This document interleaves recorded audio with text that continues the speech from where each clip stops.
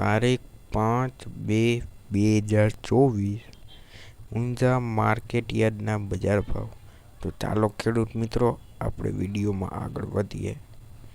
સૌપ્રથમ આપણે વાત કરીએ તો જીરું 5,600થી 7,200, વરિયાળી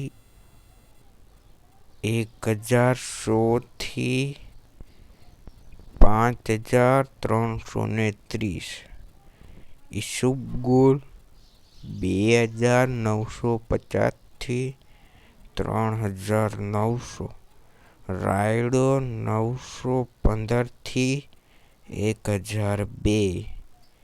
આજે આપણે તલની વાત કરીએ તો તલ 2,515થી 3,050, અજમો 1,980થી 2,974, ધ્રુવા 1,650થી 2,260.